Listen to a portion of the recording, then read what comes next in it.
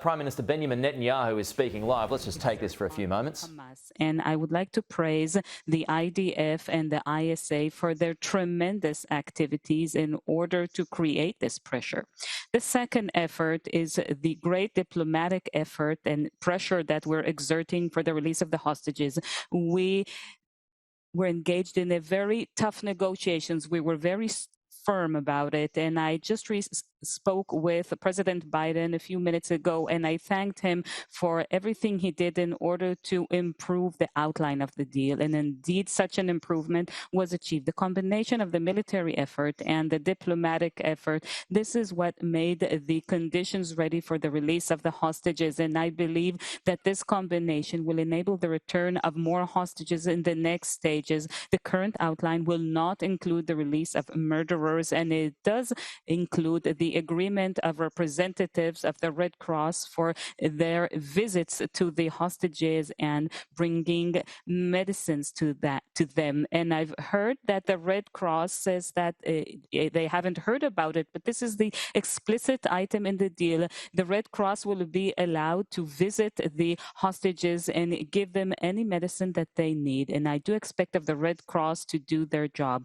Citizens of Israel, as the Prime Minister of Israel, I often find myself in a position in which I need to make very difficult decisions between a hard choice and an even harder one. And that is the case with the release of the hostages. The effort to bring them all back home continues constantly. And at this point in time, we can achieve the release of babies and children, mothers and women with a sword literally at their neck. This is the edict of releasing hostages, and we have a great moral imperative to bring to their release. In the history of the State of Israel, whenever it was possible, we released hostages through a military campaign, and we did that even though we paid a heavy price. It happened at Sabena, the Savoy Hotel, and at Entebbe, and it even happened in this war just a few weeks ago when we released in a very bold military operation the soldier Ori Megidish, but that's not always possible. And this is why we are not waiting. We are seizing each and every opportunity to release our hostages, because to bring them back home